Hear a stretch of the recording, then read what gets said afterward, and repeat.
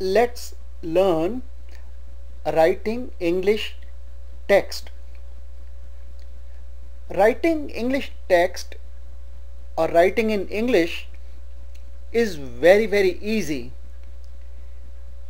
I know many students are afraid, but I will show you that why it is so easy to write in English and how to do it. See, even a book that is written in English has pages in it, and each page of the book has paragraphs in it, and each paragraph in turn has a few sentences in it. So if you know or if you learn how to write a sentence, your work is mostly done.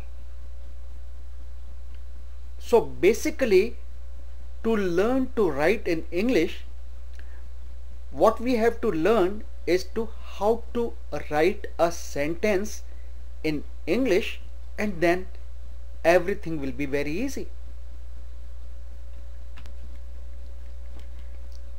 Now here is the most important part.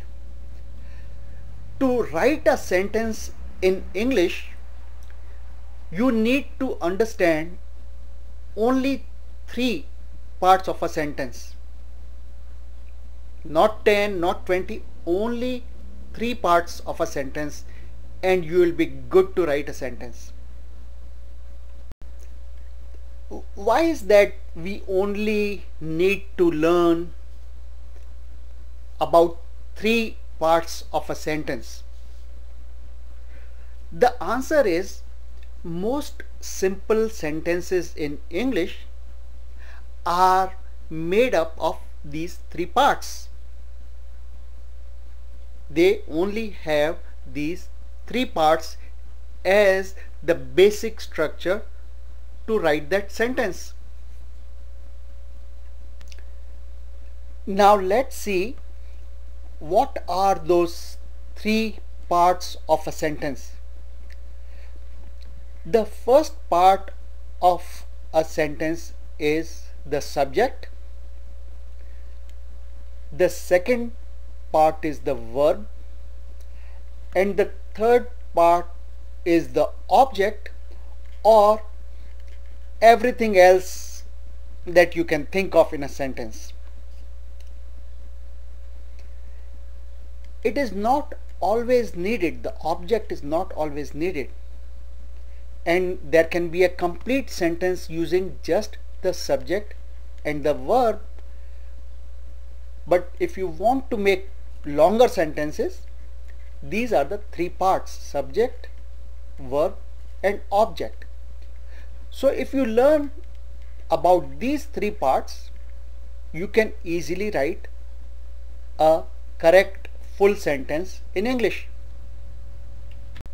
Now the first part of the sentence, called the subject, let's learn about the subject. The subject part of the sentence can either be a noun or a pronoun. So if you know about nouns and pronouns, you have already learnt 1/3 of the sentence. You already know how to write third of a sentence if you know your nouns and pronouns.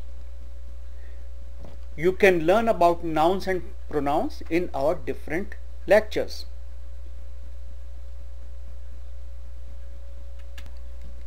Now what is a noun? A noun is a name of a place, person or thing, or it's an abstract concept or an event. The first part is easy: name of a place, person or thing. So that part is easy. What is an abstract concept? Abstract is something that you cannot appreciate by your senses, so you cannot touch it, you cannot feel it, you cannot see it. An example of an abstract concept is democracy. It's an abstract concept. You can't touch democracy, and you can't feel it, and you can't smell it, and you can't see it, so it's an abstract concept. We will talk more about these nouns in our next slide. There are basically 4 types of nouns. The first one is a common noun. The second one is a proper noun. The third one is a collective noun, and the fourth one is an abstract noun. Let's see what they are. A common noun is a name that is common to many. So when I say city or man or building, these are common names for any city, any man, any building. They don't specify a particular building or particular person or particular city. Any city, London is a city, Delhi is a city, Hong Kong is a city, New York is a city. So when I say city alone, the word city is a common noun. Any man can be called a man. So the word man does not specify which man. So the word man is a common noun. Same way, any building can be called a building. So it's a common noun. Compare these common nouns to proper nouns, which denote someone or some place or something that is specific. So if we say London, we know it's a particular city. So immediately the word London refers to a particular city, not every city but one city, and that is why it is a proper noun. Similarly, when we say Gandhi, we are talking about a particular man, not every man, but Gandhi refers to a particular man. So Gandhi is a proper noun. Same way, if I say Taj Mahal, it's a proper noun because it refers to a very particular building, not any other building, but a particular building, and that's why Taj Mahal is a proper noun. Your names, they are proper nouns because they refer to a person, that is you. So any name that you have, either as a man or a woman, as a girl or as a boy, because that name refers to you, it's a proper noun. The first alphabet of proper nouns is a capital letter. We talked earlier when we were talking about alphabets in English that there are small alphabets like this and capital alphabets like this. So the first alphabet of a proper noun is a capital letter, and that is why when you write your name, the first alphabet of your name is a capital letter. Now, third type of noun is called a collective noun. A collective noun represents a collection of something. So when I talk about a class, it's a collection of students. if I talk school, it is a collection of students. When I talk of army, it's a collection of soldiers. When I talk of herd of sheep, it is a collection of sheep. When I talk of school of fish, that is what they call collection of fish, they call it a school. So school of fish, that is a collection. So the word school is a collection. So it is all these words are collective nouns. So the one word represents a whole group. That is called collective noun. Now coming to the fourth type of noun, that is an abstract noun. As I said, those things that we cannot touch, we cannot smell, we cannot see, we cannot hear are called abstract. And so the words like democracy, that's an abstract noun. Jealousy, you can feel it, but you can't touch or smell or hear or see it by your physical senses, so it's an abstract noun. Same way, racism. So these are various types of nouns, and why we are learning them here? Because we saw that nouns or pronouns make the subject in a sentence. Now here are some nouns that you can easily understand what we talked about. 4 types of nouns. Man is a common noun because it refers to any man. Similarly, woman, child, all these are nouns. These are common nouns, these are proper nouns, and the last ones are abstract nouns, and before that is collective nouns. So you repeat these after me. That way you will remember nouns. So say man, woman, child, boy, girl, student, teacher, building,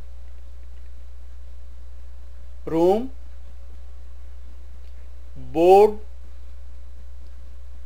wall, window, road, city. Keep repeating after me.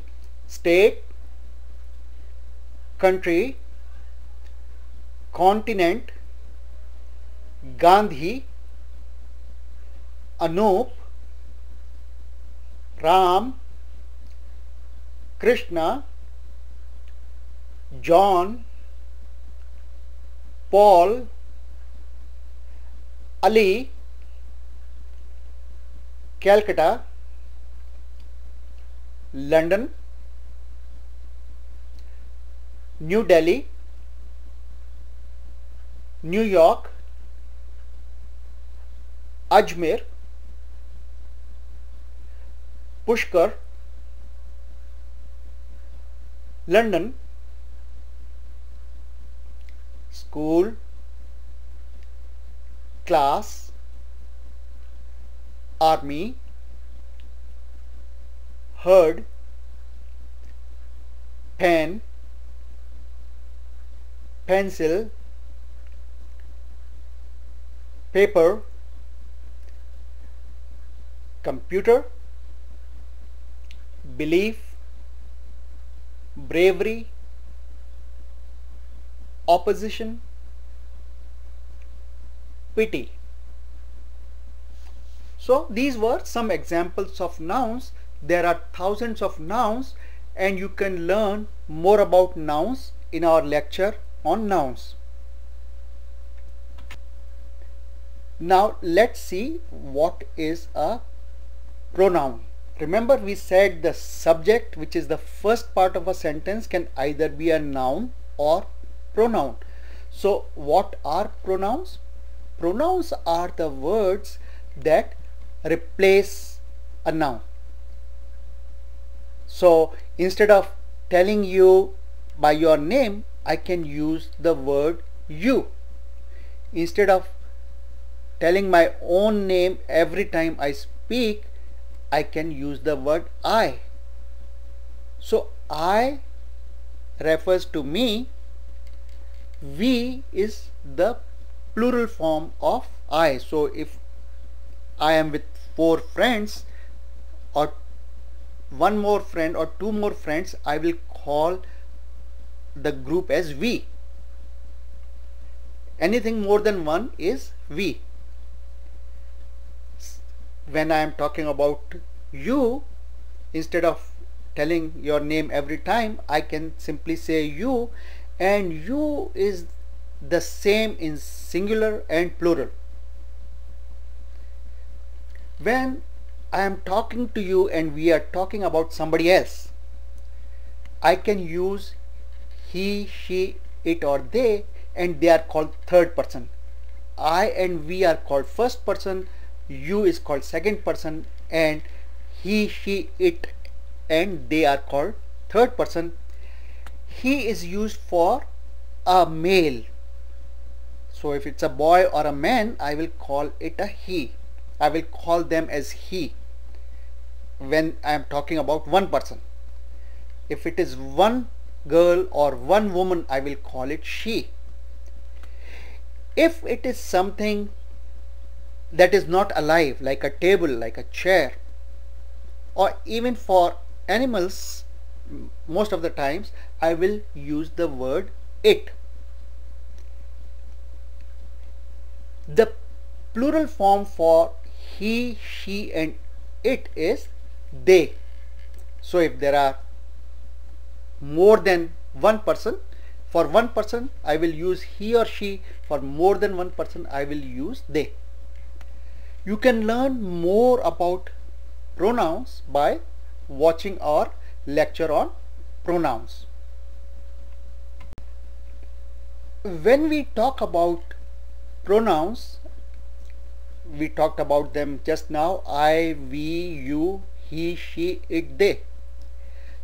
All these pronouns have different derivatives, and students many a times make a mistake when they are choosing these derivatives. We will talk more about these derivatives in our chapter on pronouns. Some of these derivatives become adjectives, some become adverb, but suffice it to know at this level, when we are talking about writing a sentence, that derivatives of I are me, mine and myself. Derivatives of we are us, our, ours and ourselves. Derivatives of you are you, your, yours and yourself. Derivatives of he are him, his and himself. Derivatives of she include her, hers and herself. Derivatives of it are it, its and itself. And the derivatives for they are them, their and themselves. So they are possessive pronouns, they are used as adverbs, adjectives, but suffice it to say, to write the simplest form of sentence, you use the very first form of pronoun. How to use these sentences in different ways, how to use these words in different ways is shown here. You can say, I own this pencil. This pencil belongs to me. Then you can say, this pen is mine too, and I bought them myself. So when you are talking about pencil and pen, you can say, I bought them myself.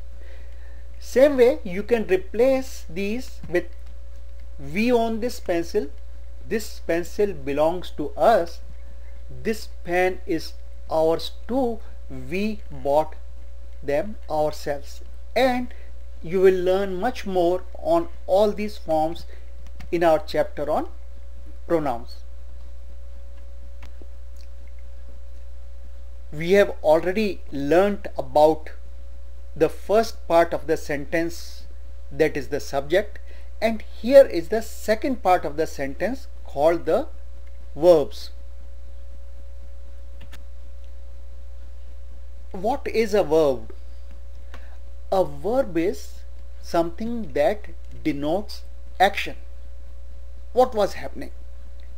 Examples of verbs are, for example, when you get up in the morning, you wake up, you brush, you undress the night clothes, you bathe, you dress with your school uniform. Maybe if you are grown up, you shave, you eat breakfast, drink milk. So all these are verbs, and you will repeat them after me. That way you will remember them. So speak after me, repeat after me. Wake up, brush, undress, bathe, dress, shave, eat, drink, walk,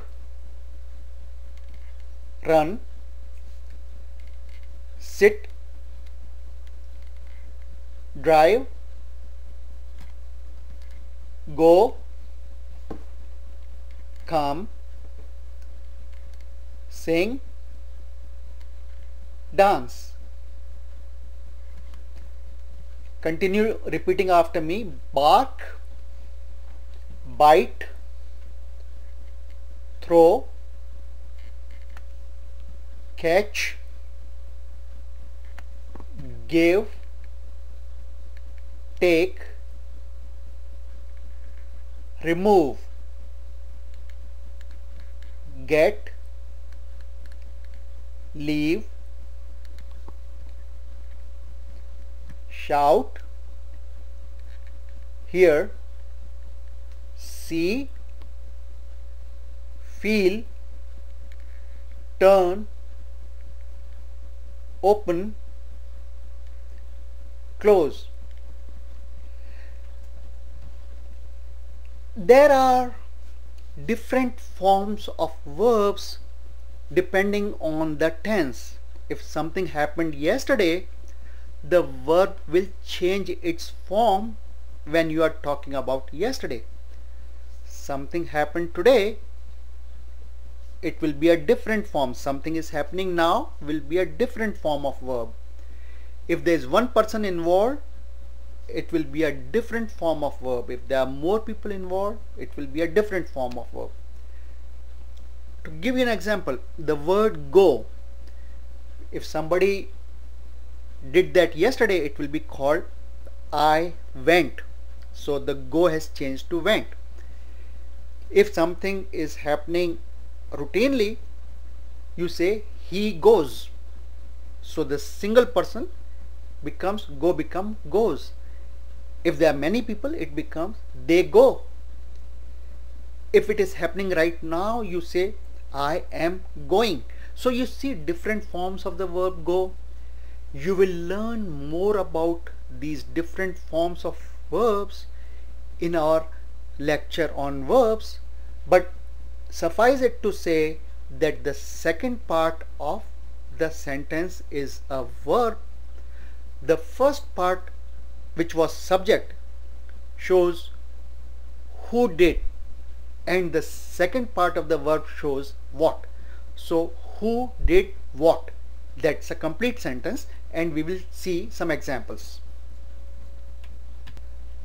Earlier I told you that you need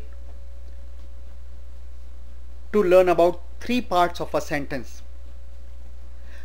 but very short sentences which are complete can even be made by two parts, and we have already learnt about those two parts. first part is the subject and the second part is the verb. So, and we said a subject can be a noun or a pronoun. So man is a noun, I and you are pronouns, girls is a noun, and play, eat, go, dance, they are verbs. So if you say men play, it's a complete sentence which has only two words, but it is still a complete sentence. Or if you say I eat, or you go, or girls dance, these are all complete sentences. You can also say men eat, men go, men dance. So even two words can make a complete sentence, but those sentences will be very short. Now here comes a rarity, and that is a one-word sentence. I told you earlier that sentences should have three parts, full sentences. Then I showed you that how two words, a subject and a verb, can also make a complete sentence. Now I talk to you about one-word sentences. In one-word sentences, the subject is usually hidden and the verb is the one which is there.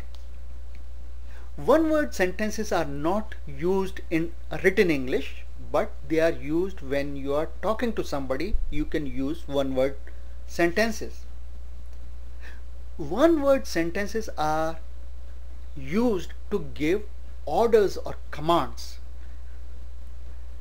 So when you say go, that means you go.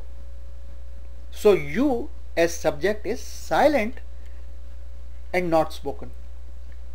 When you say jump, again you is silent. What you are saying is you jump, but you is silent and not spoken.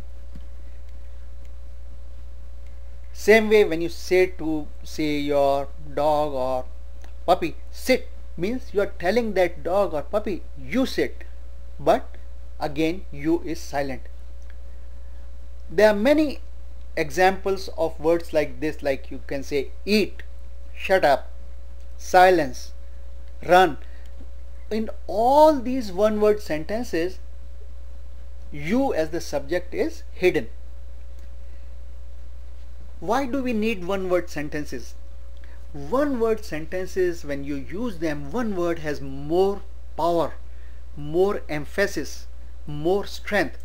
So if I tell you you go, it will not have so much force if I tell you go.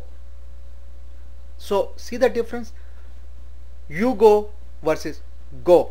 So one-word sentences are used in oral communication, verbal communication, to give a command, to give an order.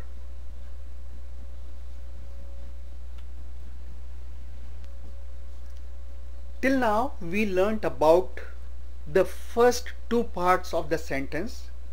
The first part was the subject, the second part was the verb, and now the third part, which is called the object, or you can call it rest of the sentence. Now let's look at sentences which are longer than two words. I will call them 2+ word sentences. Previously we saw that our sentences had a subject and a verb. Men play, I eat, you go, girls dance.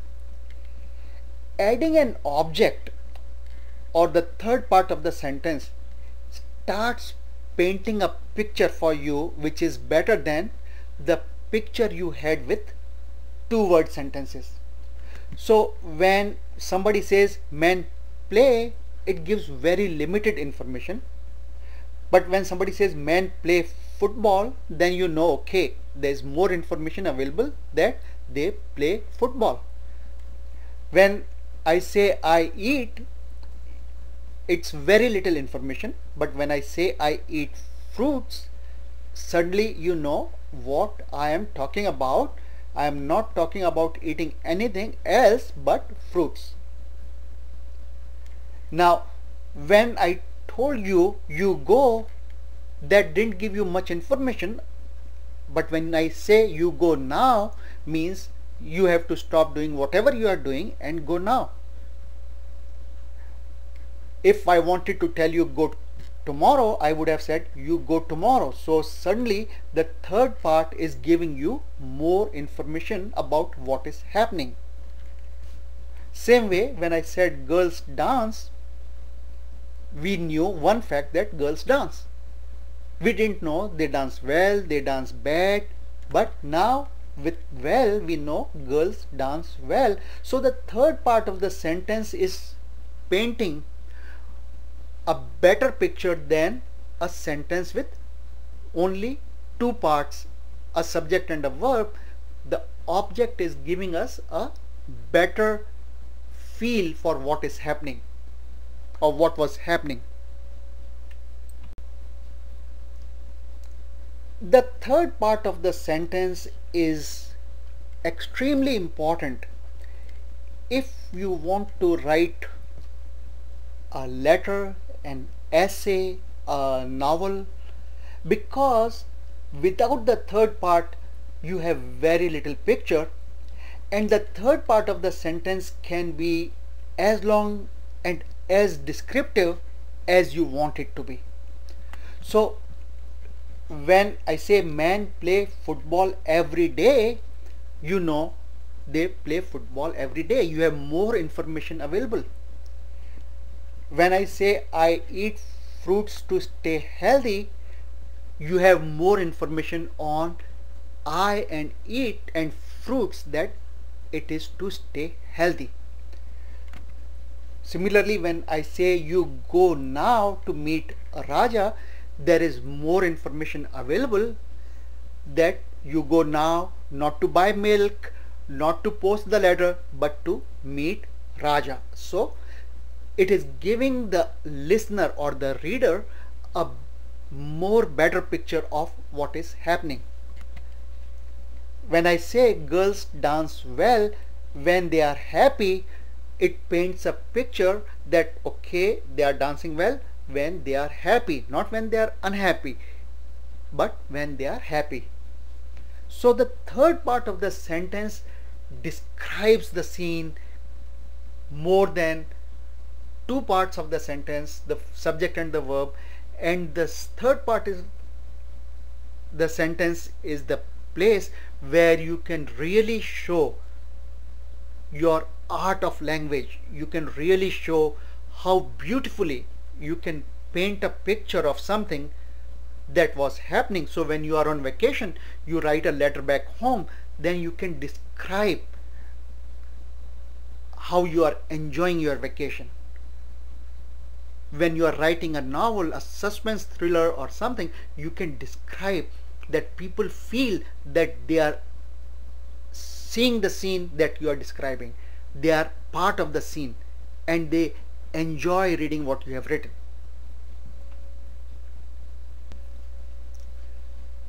Now it's time to have some fun with the sentences.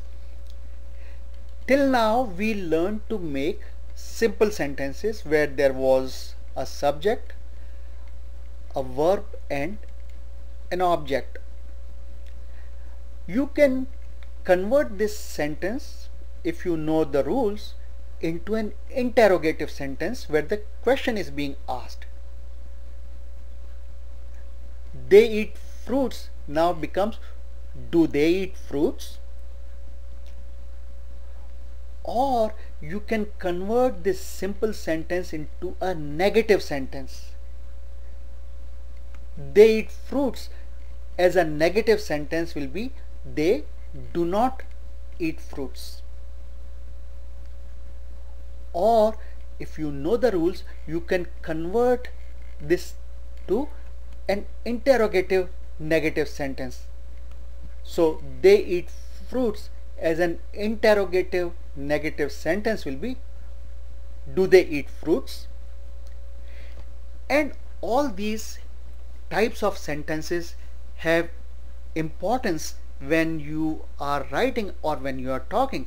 Suppose you are getting some guests at home and you are going out to buy some things for them. So you will ask, do they not eat fruits? If they don't eat fruits, it is no use to bring fruits. Maybe they like to eat cakes. So the different types of sentences give flavor to what you are writing. They express your writing better.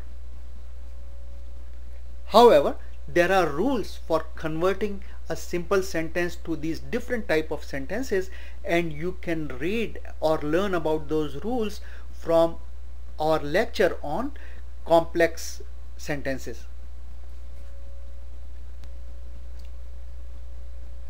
Now let's have some more fun with writing sentences. If we know the rules well, we can write a direct speech sentence like he said, I like milk. Or you can write an indirect speech sentence like he said that he liked milk. See, I has become he in indirect speech. Like has become liked to match the verb said. The word that has appeared and these commas have gone.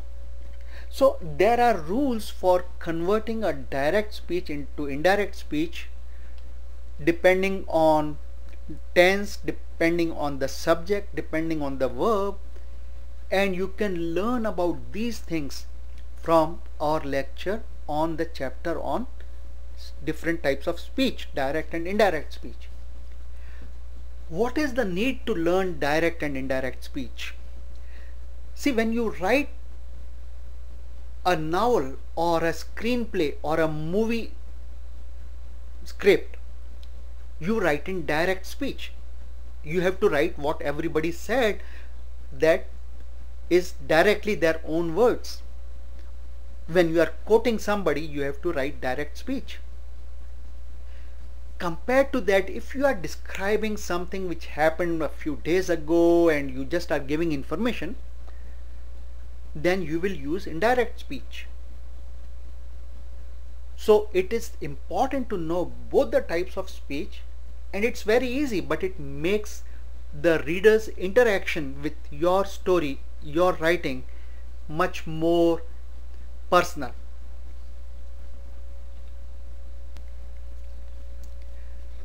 The fun with writing sentences doesn't stop. We can have more fun learning about capitalization. See, when we were talking about English alphabets, we mentioned that English is one of those uncommon languages where there is a small letter and there is a capital letter. Many other languages don't have that difference.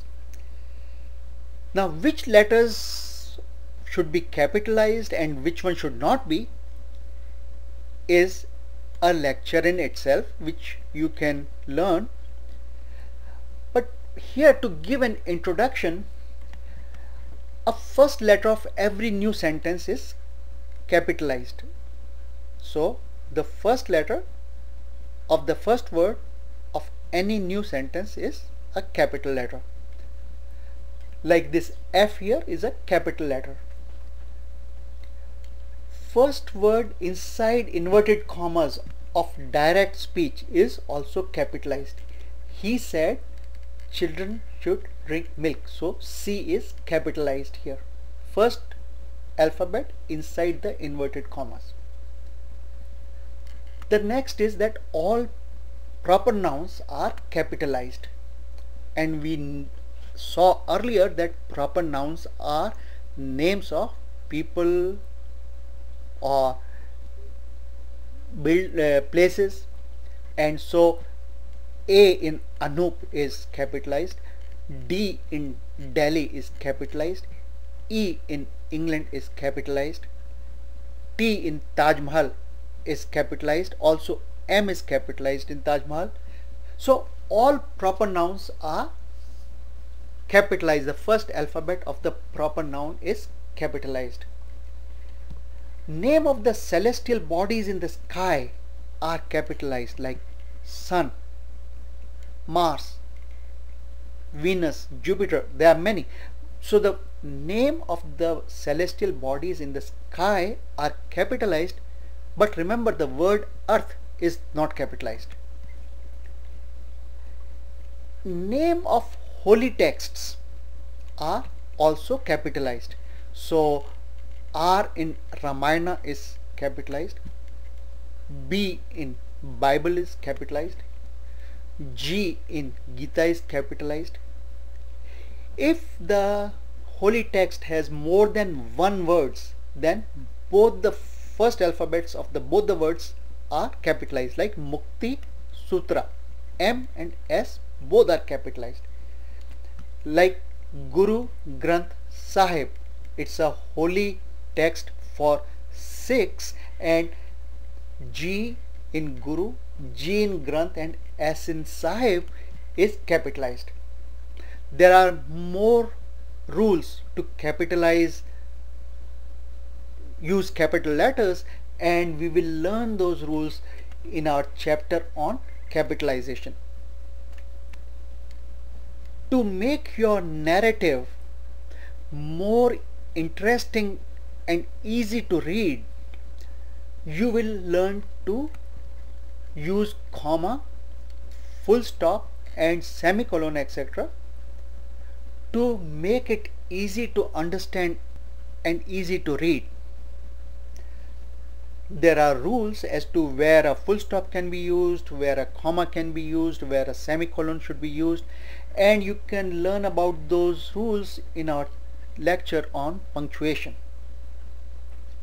To give you a brief idea, full stop is used at the end of each sentence.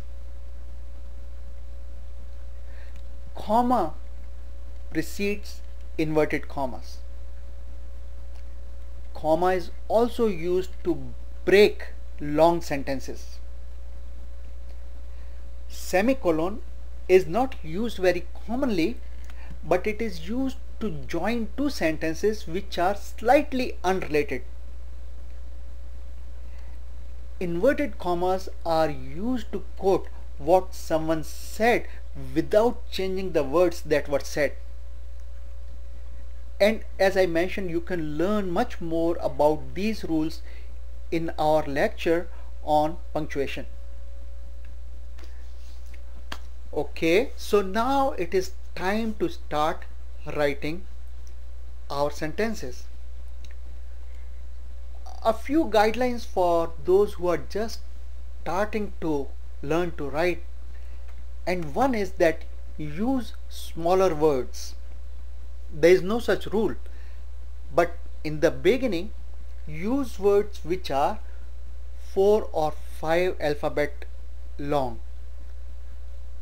It's very difficult to go wrong when you are using small words. It's more likely to make a mistake either in spelling or in choosing the right word or putting the word in the right place when you are using bigger words with 6, 7, 8 alphabets.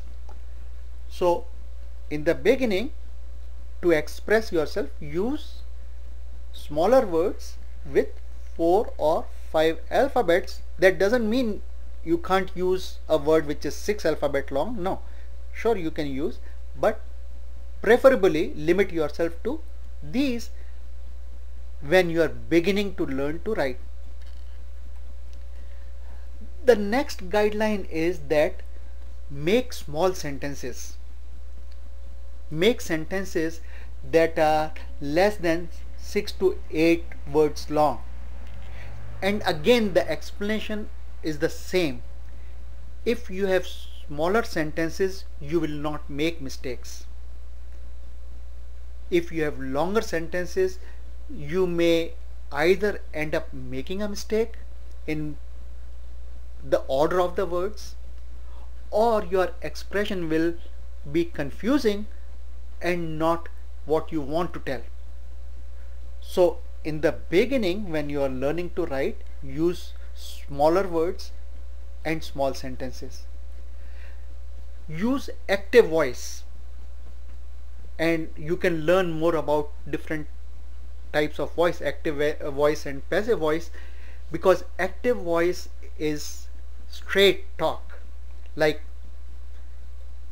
he plays football is active voice. Football is played by him is passive voice. So you see it's confusing. So in the beginning, use active voice.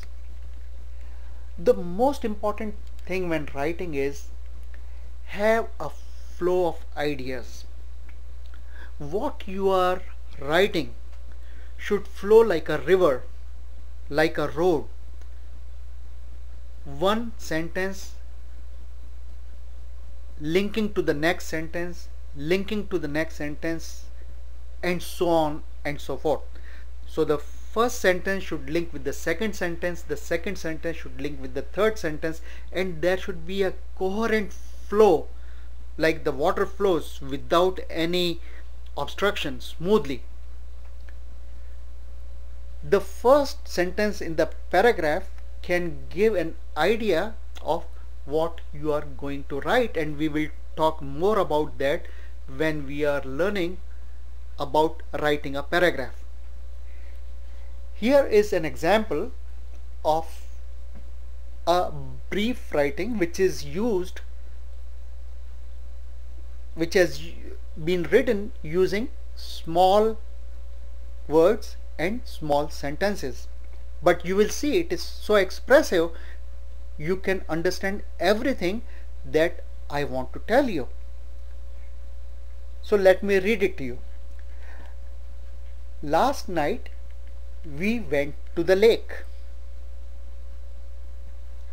We took a trip on the boat. The lake was calm. The moon was shining in the sky. Its reflection in the lake was ethereal. The moon's reflection shimmered with the waves. We enjoyed our trip to the lake last night. So the first sentence told about what we are going to tell you, what I am going to tell you, and the last sentence of the paragraph summarized it. In place of reflection, you could have said its image in the lake was beautiful or nice, if you wanted to avoid these words. So simple words, small sentences, flowing one into the other in proper order. What I mean by proper order is, suppose you put the sentence its reflection in the lake was ethereal as first sentence, and then you write last night we went to the lake, it won't make sense.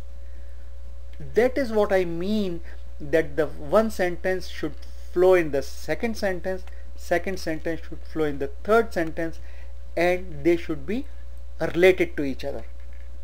That gives an enjoyable experience to the reader of your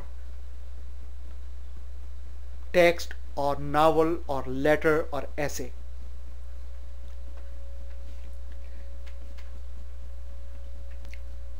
We are well on our path to write beautiful, enjoyable text in English. We learned how to write a simple sentence, how to write a sentence in direct and indirect speeches. We learned various punctuations, and now let's go a step further and make our sentences longer. One way to make sentences longer is joining the sentences. So you may say, I eat biscuit, I drink milk, two separate sentences, or you can say I eat biscuit and drink milk. Now the second I has gone, the full stop has gone, and has appeared here. So there are rules of joining sentences, but you can see the second sentence is so much more soothing to the ears and easy to understand. Another example is, you can say I do not eat bread, I do not eat butter, but those sentences are really little confusing if you keep saying this thing for different things. In place of these separate sentences, you can say I do not eat either bread or butter, or even better, you can say I eat neither bread nor butter. Again, there are rules to use either or, neither nor, and you can learn these rules from our lecture on advanced sentences or joining sentences. But once you learn to join sentences, you can write English which is more enjoyable to read.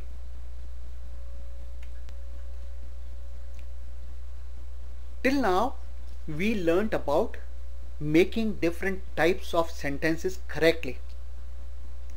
Making sentences is like buying a home. After you buy a home, if you really want to enjoy living in that home, you paint it nicely, you add pictures, you add flowers.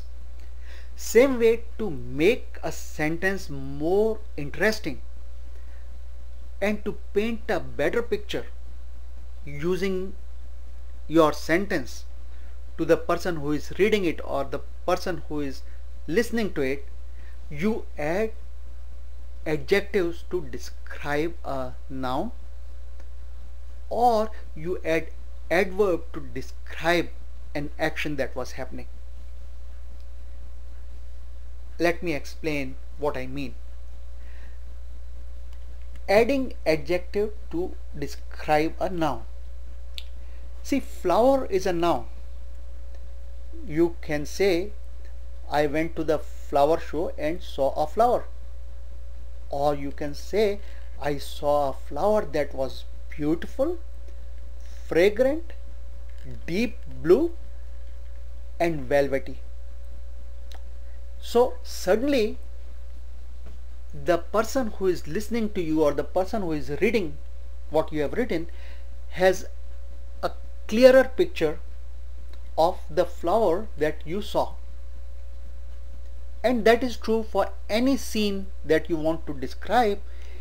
If you know good number of adjectives and use them appropriately, your language can be so much more powerful than a language which does not have adjectives. Similarly, an adverb describes an action or a verb. It adds to the verb. So you can say I walked yesterday, or you can say I walked uphill briskly, fast and furious, or whatever other adverb you want to add about describing how you walked yesterday.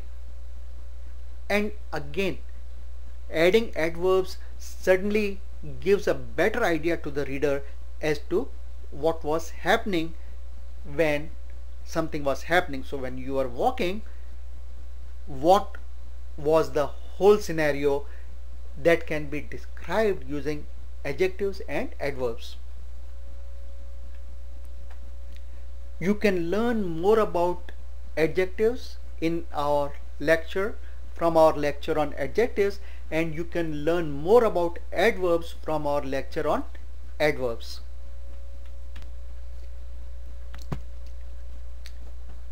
At the beginning of this lecture, I told you that writing in English is very easy.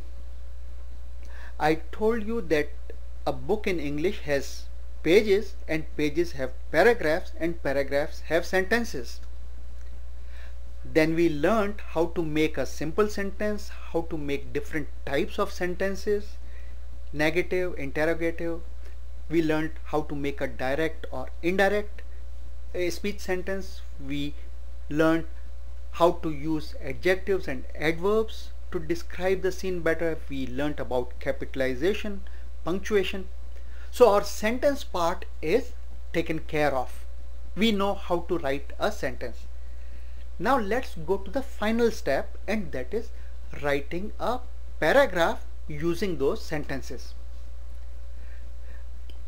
To write a paragraph, you need to know some basic rules. When you are writing, when you are starting to write as a beginner, it's a good idea to have your paragraphs between 2 and 12 lines. If your paragraph is longer than 12 lines, the person who is reading it will lose interest. A good paragraph for a beginner is between 6 and 8 lines. It could even be 4 lines, but 6 to 8 lines is a good standard. Once you have learned to write, you can write longer paragraphs, but you will see that in most cases longer paragraphs are not used because people lose interest if the paragraph is too long. Second, like a guiding line, there are no rules, but second guiding line instruction or guide to writing a paragraph is that preferably one paragraph should discuss one point or one issue. In one paragraph you don't put 4-5 ideas or points or discussions. Preferably use one paragraph to describe and discuss one point or one issue only. It will be a good idea to have the first line of the paragraph give an idea of what will be discussed in that paragraph. Let the first line set the tone for the paragraph. The first line should be so interesting that the person should be tempted, should be suddenly interested in reading the whole paragraph. One question that comes is whether to indent a paragraph or not, and indent is a blank space at the beginning of a paragraph before the first word of the first sentence. I will show you in the next slide what I mean. Suffice it to know that in some countries they use the indent, countries like India, and other countries they don't use the indent, like countries like America. So when you are writing, you have to know for what audience you are writing. If you are writing for people in America, you don't use indent. If you are writing for people in India, you use indent. So you have to know your own country, wherever you are in the world, as to what is the standard. With the internet and e-books and everything, the world becoming a small place, these rules are becoming less important. But when you are going for an exam, you need to know what are the rules in your place, in your city or in your country for indentation, to indent or not to indent. Next one is space between two paragraphs. I told you that each paragraph should have one idea that you discuss, and you will like to give a little space for the person that he will know that okay, now this is a second idea which is being talked. Now the space between paragraphs can be 1 line, or can be 2 lines, or can be 1.5 line. How do you decide how much space to leave? It depends on what sort of writing you are writing, what sort of text you are writing. So if you are writing a thesis or a dissertation for PhD or for your research, you need to give two line spaces between the paragraphs. If you are writing a novel, you just need to give one space between the paragraphs.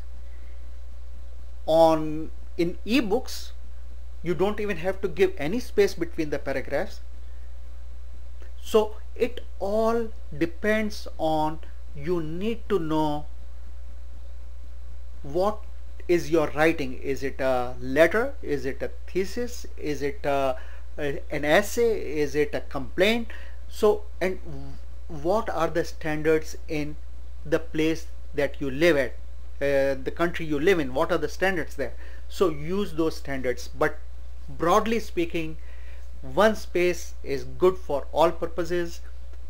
But if it is thesis or research or something, give two spaces. If it's an ebook that you are writing, you don't need to give space between paragraphs.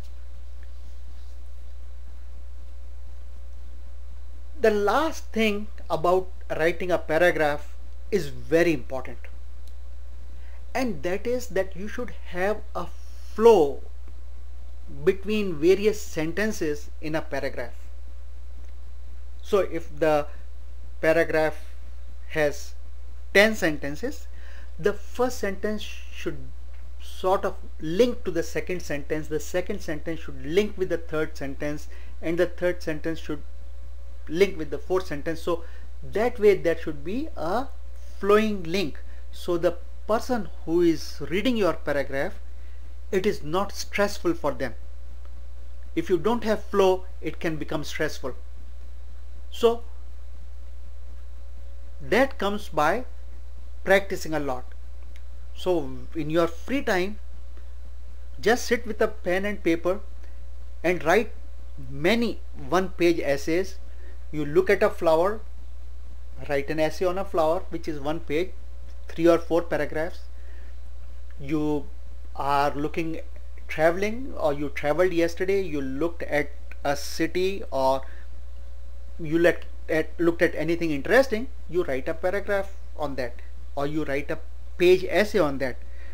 You can write on what you like to eat, an essay which is a page long with 2 or 3 paragraphs. So practice, practice, practice. Nothing can be better than practicing, and once you start to write, you will see how the flow goes. So to make the reading interesting in your writing, you must use sentences that flow into each other. They are not joined together, but they are sort of linked to each other, that the person who is reading it is having a really good time reading what you have written. Now this is an example of paragraphs from a website called Wikipedia, which is a very good website. You should go to it. It has information on anything and everything you want to see, and it's free. Here are 2 paragraphs. This is the space between the paragraph. See, one line space.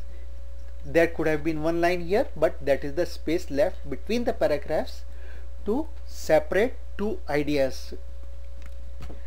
This is the demonstration of the fact that there is no indent. The new paragraph here and here is starting from the left margin. There is no space here. So there is no indent, and such type of paragraphs are written in America and many other countries. Compare that to this one, exactly same thing written here, but here there is an indent. There is half an inch, sometimes an inch space given at the beginning of the paragraph. Whatever you do, once you start following a rule during one writing, follow that rule from beginning to end. So if you are giving an indent, let it be indent everywhere. If you are not giving an indent, let there be no indent in beginning of the paragraph anywhere. If you are using a single space between paragraphs, let there be a single space between paragraphs throughout that essay or novel or book or letter that you have written.